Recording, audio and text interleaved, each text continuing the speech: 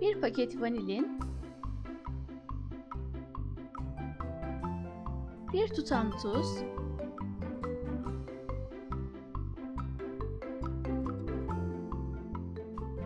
yarım çay kaşığı karbonat ilave ederek spatula ile karıştırarak ya da elimizle tüm malzemeleri yoğurarak kurabiye hamurumuzu oluşturuyoruz.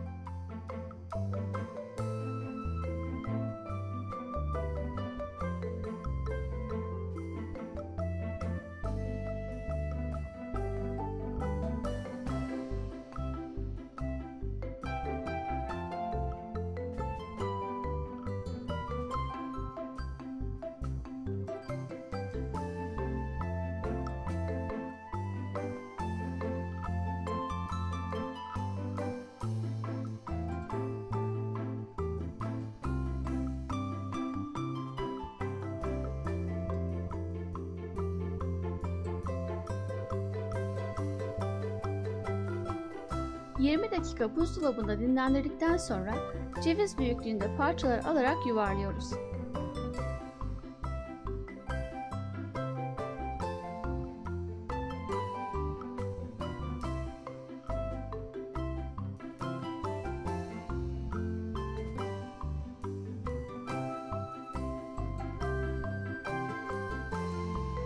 Kurabiyeleri tepsiye aralıklı olarak yerleştiriyoruz.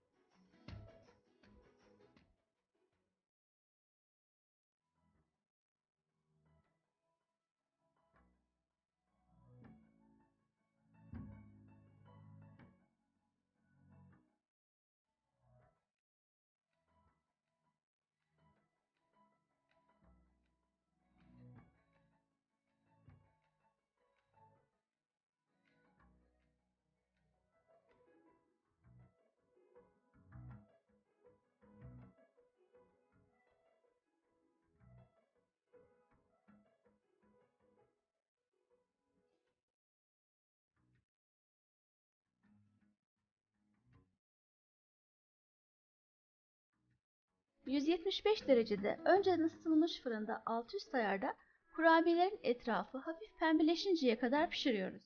Ortalama 8-10 dakikada pişeceklerdir. Kurabiyeleri fırından çıkardıktan sonra tepside bekletip soğumalarını bekleyin. Sıcakken tepsiden almak istediğinizde dağılıp parçalanacaklardır. Bu yüzden beklememiz gerekiyor.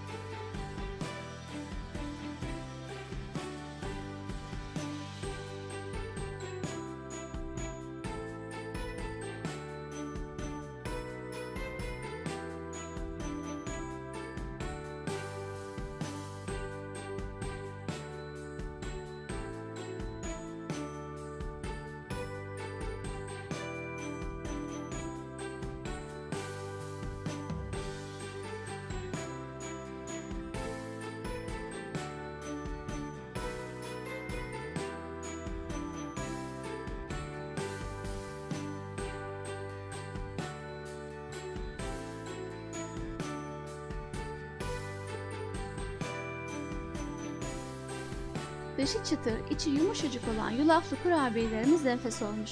Sizler de deneyerek yorumlarda fikirlerinizi benimle paylaşırsanız çok mutlu olurum. Yulaflı kurabiye nasıl yapılır bu tarifte sizlerle paylaştım. Tarifi izlediğiniz için çok teşekkür ederim. Kanalıma abone olarak destek olursanız çok sevinirim. Bildirim zilinizi açarak yeni tariflerden haberdar olabilirsiniz. Her hafta yeni tariflerle bu kanalda görüşmek üzere, hoşça kalın. Hepinize sevgiler.